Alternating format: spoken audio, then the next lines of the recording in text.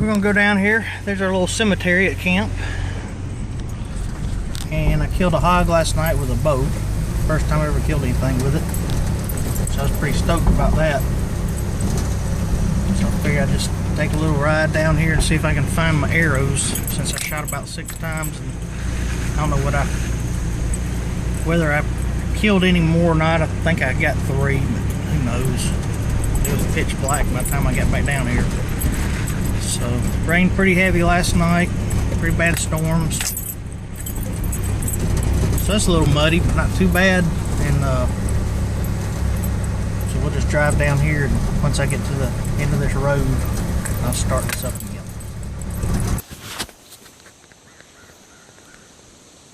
Well, now it's daylight, and I did find this arrow last night. I don't know if you can really see it, but it does have blood on it. So that was a straight shot through and through. So I'm just gonna leave my bow in the truck. We'll walk up here and see what we can find. Hopefully we'll spot a couple of arrows. And you can see I got my corn feeder here, which looks like they've already been in here this morning too, eating. So just gotta watch out for old Mr. No Shoulders.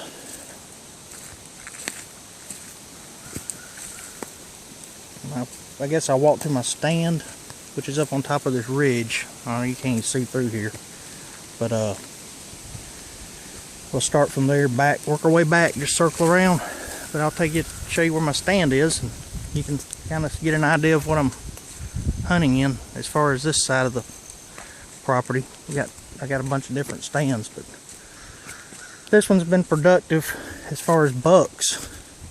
Up until this year, we had all these hogs that have been just killing it on that corn feeder. But what you can see here, early season especially, is these are all big white oak trees all through here. They got the big acorns. Right straight over there is a really thick pine clear cut that's overgrown. Pine trees have all come back.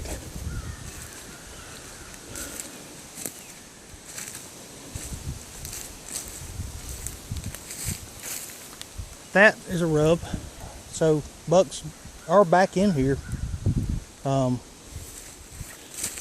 It's just hard to find a rub line, and I was afraid the hogs have kind of discouraged the deer from coming through here, but maybe not.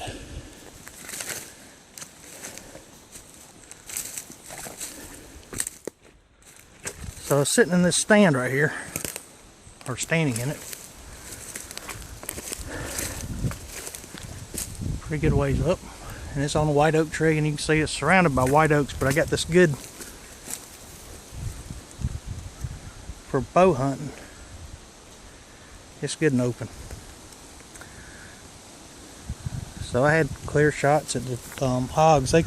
All the hogs came from behind me, right back in them thick pines. So that's where they're staying at, bedding down. And then they come through here eating anything they can get their mouth on. So I guess the best thing to do is just start looking, see what I can find. One other thing real quick. This time of year, if you're hunting anywhere in East and South Georgia, even really North Georgia, you've got to wear snake boots, because you never know where them jokers are going to be. And a copperhead you cannot see in these leaves. That stick right there, you never even know it, and you step on them and they'll bite you.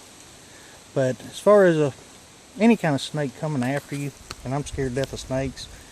I've dealt with rattlesnakes that they never rattle, and they're just trying to get away just like everybody else. They just want to live and be left alone and eat. So if you see something, just stay away from it, and it'll move on. They ain't gonna chase you up a tree or nothing. If they start doing that, I won't be hunting anymore. I'll take it bad in it. Alright, I worked my down my way down closer to the creek, and you can see my stand.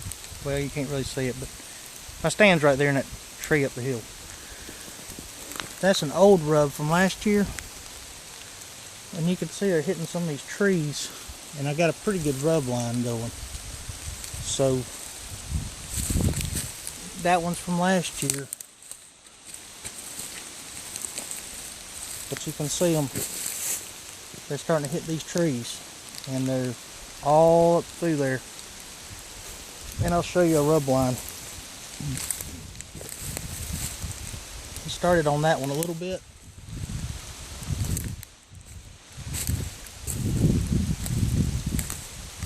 But all down through here, these little trees are being hit, and that probably is a smaller buck. But they'll get on this line and start working their way.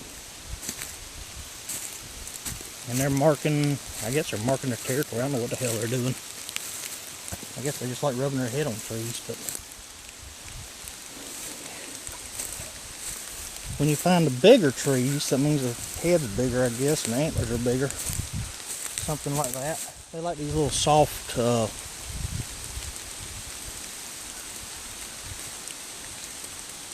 evergreens.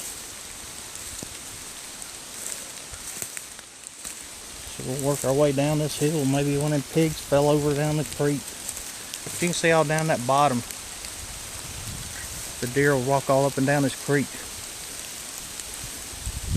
Back over there we got a bunch of palmettos that drops off into a little swamp. But it's pretty thick with all the leaves on the trees.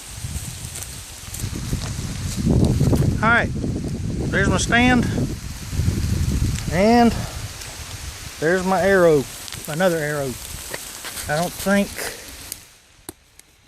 yeah, that's not a broadhead, because that was when I was shooting with a practice tip when I ran out of broadheads. So I shot 4 broadheads and 2 practice tips, and obviously I didn't hit nothing with that. No blood on it. Of course it rained last night pretty hard, so at least I found the arrow and it's not damaged.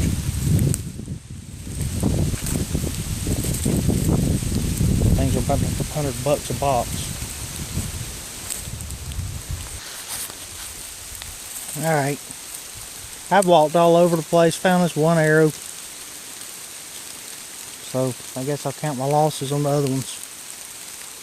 I'm just going to say that I hit them and they ran off with my arrows. Because I ain't found nothing. No pigs. No more arrows. Lost 2 broadheads. 2 arrows. Well, 3 because I one practice arrow. So there's no telling where they went. I'll probably find them next year sometime, or somebody will be down here hunting my stand and find them. But it's raining too hard to be tromping around the woods anyway.